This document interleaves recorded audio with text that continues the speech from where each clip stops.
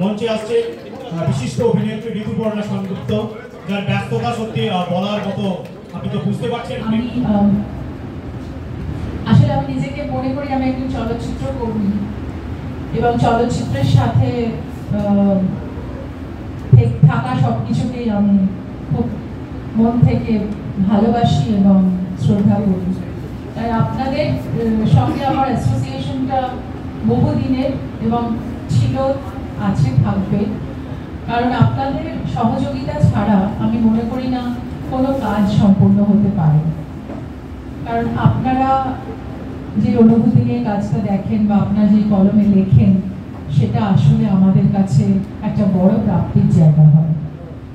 কখনো কখনো সেই জায়গাটা এতটাই যায় যে একটা আপনাদের লেখা বা আপনারা যে ধরনের মন্তব্য করেন সেটা কিন্তু অপামর জনতার কাছে একটা বড় এফেক্ট হয়, সেটা আমরা সবসময় উপলব্ধি করতে পারি।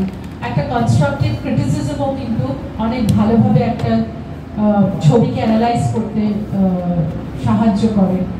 বা আপনারা যখন কোনো কিছু নিন্দনীয় লেখেন, সেটাও তখন আমরা অ্যানালিসিস করি যে সত্যি কি ছবিটা অতটা নিন্দার বিষয় হয়েছিল, না এটা হয়তো ওনার পার্সপেক্টিভ থেকে উনি দেখেছেন। সো বিভিন্ন বিষয় থাকে যেগুলো নিয়ে আমরা বিবেচনা করি। কিন্তু মূলত আমি বলবো যে আপনাদের অ্যাসোসিয়েশন এবং আপনাদের ভাবনা চিন্তার জায়গা বা আপনাদের পর্যবেক্ষণটা কিন্তু আমাদের কাছে খুব জরুরি। তাই আমি আপনাদের কাছে আজকে এসেছি আমার ছবি কাজের কথা বলতে। অনেক ছবি করেছি আমি আজ অবধি, আমার 30 বছরের ওপরে হয়ে গেল ইন্ডাস্ট্রিতে। আমি অনেক কাজ করেছি, অনেক ভালো ভালো পরিচালকের সাথে কাজ করেছি, ভবিষ্যতেও নিশ্চয়ই করবো আপনাদের সাপোর্টে। এই ছবিটা আমি একটু বলি, এই ছবিটা একটু হলেও আমার কাছে একটু অন্যরকম বা একটু স্পেশাল এই কারণে যে আমাদের আরেকজন পথিতযশা অভিনেত্রী শর্মিলা ঠাকুর, যিনি আমাদের আইকন, যিনি আমাদের গর্ব, যিনি আমাদের কি বলবো pride in the sense, in every possible way. She is one of a kind actor we have in India.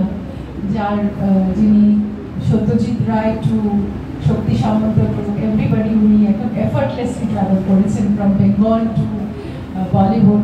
উনি সব জায়গায় ওনার স্বাক্ষর রেখে গেছেন। আর তার সাথে সাথে উনি একটা বিউটিফুল ফ্যামিলি রেজ করেছেন, যার ওনার ছেলেমেয়েরা এবং ওনার নাতি নাতনিরা আজকে ফিল্ম ইন্ডাস্ট্রির সুযোগ্য জায়গায় আছে। তো ওনার একটা বিরাট জার্নি। তো সেই জার্নির সঙ্গে সঙ্গে উনি আজকে ওনার 80 বছর বয়স, কিন্তু তাহলে উনি একটা বাংলা ছবি করতে আগ্রহী হয়েছেন। সেটা আমাদের কাছে একটা খুব বড় পাওয়ার জন্য। এই কারণে বলছি যে উনি আমার সঙ্গে এমনি কথা বলতে, উনি আমার কাজ খুব পছন্দ করেন এবং আমাকে স্নেহ করেন।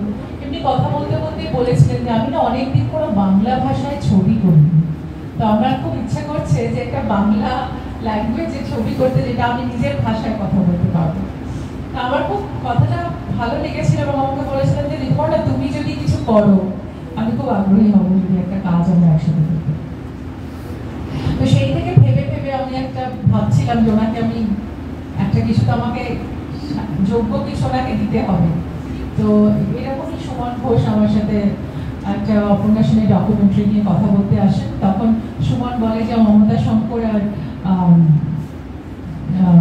শর্মিলা ঠাকুর ওনার সঙ্গে আমেরিকাতে মিট করবেন পরের মাসে একটা চ্যাট শোতে সত্যজিৎ রায় সেন্টেনারি ইয়ার হিসেবে। তো তখন আমি বললাম, বাহ, একটু আগে শর্মিলা ঠাকুরের সঙ্গে আমার কথা হলো, তা তুমি একটা সাবজেক্ট ভাবো যেটা নিয়ে আমরা কাজ করতে পারি। কারণ কি তখন সুমন তখন অলরেডি সৌমিত্র চ্যাটার্জির সাথে কাজ করেছেন, অপর্ণা সেনের সাথে, আমি ওর সাথে একটা কাজ করেছিলাম বসু পরিবার, যেখানে অপর্ণা সেন, সৌমিত্র চ্যাটার্জি, শাশ্বত চ্যাটার্জি, অরুণ মুখার্জি, লিলি চক্রবর্তী অনেকে ছিলেন। তো তখন উনি বললেন যে তখন তোমার আমি একটা ভেবেচিন্তে একটা গল্প ভাবলাম যেটা আমরা কাজ করতে পারি। গল্পটা ওরই এবং আমরা কিছু আইডিয়াস নিলাম যে মা আমির গল্প হতে পারে। আর তারপরে জন্ম নিল পুরাতন। এবং আমি একটা কথা বলবো যে আমি জানি না যে 80 বছর বয়সে এরকম প্রফেশনালিজম, এরকম কাজের প্রতি ডেডিকেশন, এরকম কিউরিওসিটি, একটা সিন করে উনি জিজ্ঞেস করছেন ভালো হয়েছে তো নাকি এটা আরেকবার করবো।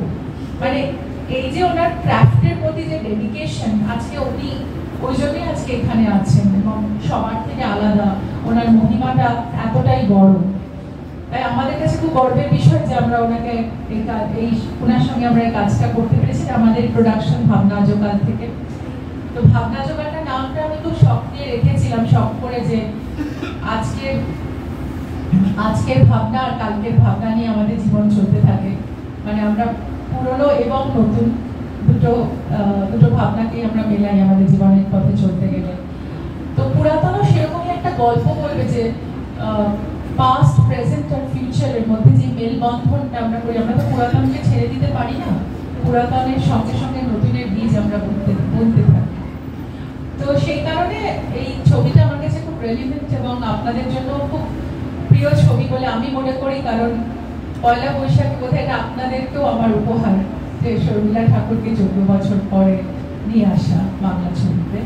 এবং উনিও খুব এক্সপেক্ট করছেন যে আপনারা সবাই ওনার এই কাজটা খুব আগ্রহ করে দেখবেন এবং হলে আসবেন ওনাকে স্বাগত জানাতে।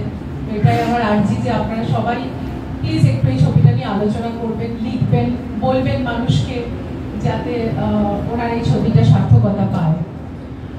আর একটা কথা বলবো যে আমি 4 মাস আগে আমার নিজের মাকে হারিয়ে ফেলেছি।